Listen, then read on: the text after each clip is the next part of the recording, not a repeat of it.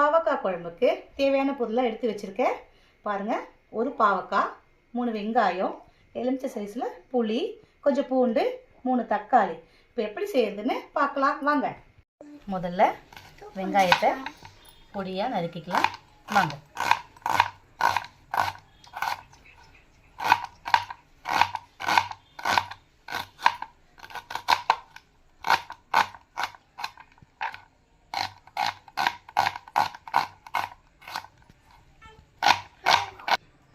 தக்காளி வறுத்துக்கலாம்.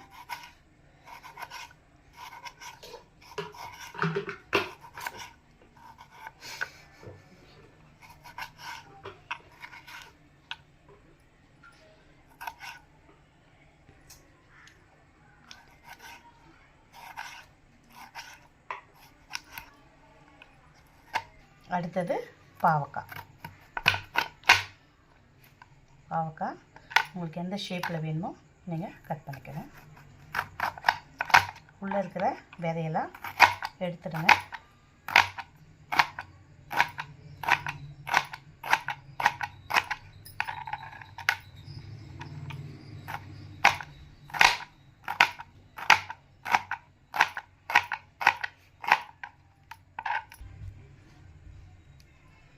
இந்த விதையெல்லாம் எடுத்துடுங்க. எடுத்துட்டா தான் கசப்பு இல்லாமல் இருக்கும் உங்களுக்கு. அப்போ தான் வீட்டில் குழந்தைங்க சாப்பிடுங்க. கசப்பு இல்லாமல் இருந்தால் தான் பசங்களுக்கு பிடிக்கும். அதனால் இந்த விதையெல்லாம் கொஞ்சம் எடுத்துடுங்க.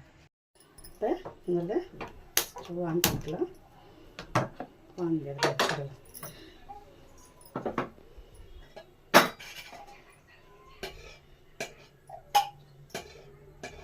கரண்டி எண்ணெயை இதில் ஊற்றிக்கலாம். முதல்ல பாவக்காவை நீங்கள் எண்ணெயில் கொஞ்சம் நல்லா வதக்கிடுங்க. கொஞ்சம் சால்ட்டு போட்டு கொஞ்சம் நல்லா வதக்கிட்டிங்கன்னா உங்களுக்கு கசப்பு தன்மை இருக்காது. பாருங்கள், கொஞ்சமாக போட்டு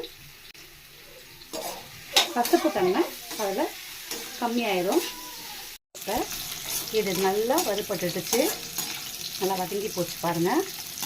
இப்போ நம்ம ஒரு பிளேட்டுக்கு வச்சிடலாம்.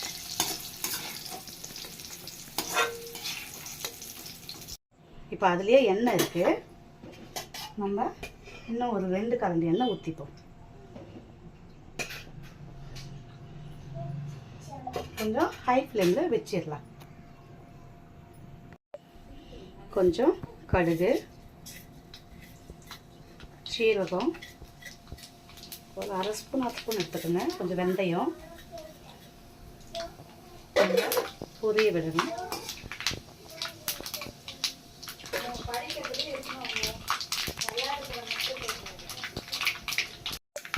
கருவேப்பிலை போடுங்க,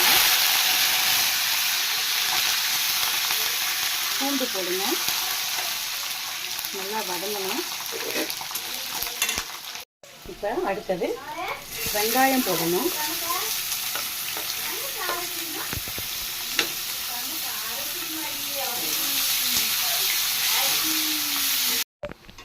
இந்த பாருங்கள், நல்லா வதங்கிருச்சு. வதங்கிட்ட பிறகு இப்போ நம்ம கொஞ்சம் மஞ்சத்தூள் ஆட் பண்ணிக்கலாம். அதில்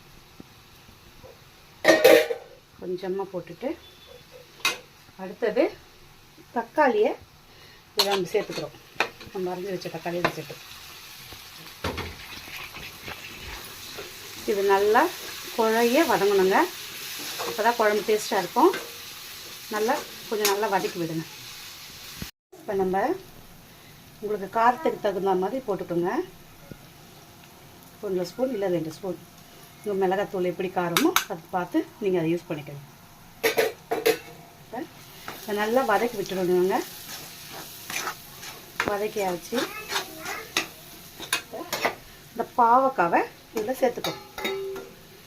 வதக்கி வச்ச பாவக்காவை இதில் நல்லா சேர்த்துக்கணும்.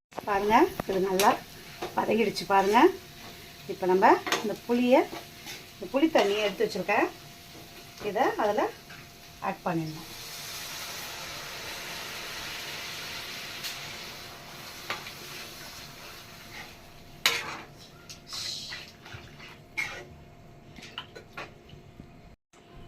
நல்லா கலக்கி விட்டாச்சுங்க.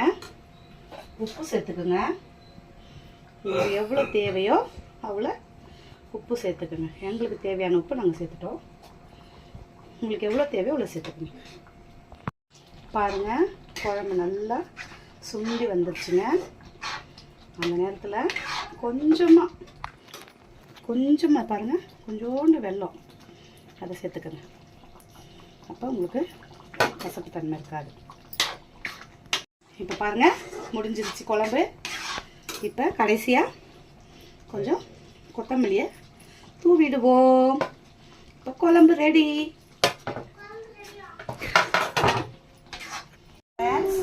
இப்போ குழம்ப டேஸ்ட் பண்ணி பார்க்கலாம்.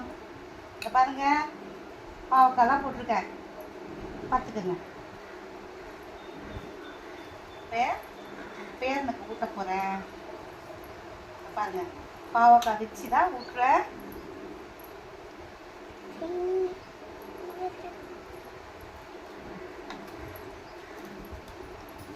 எப்படிடா இருக்கு? கசப்பே இல்லாமல் சூப்பராக இருக்கு. நீங்களும் இதை ட்ரை பண்ணி பாருங்க ஃப்ரெண்ட்ஸ். ட்ரை பண்ணி பார்த்துட்டு எனக்கு கமெண்ட் செக்ஷனில் சொல்லுங்கள். சப்ஸ்கிரைப் பண்ணுங்கள், லைக் பண்ணுங்கள். ஓகே, பாய்.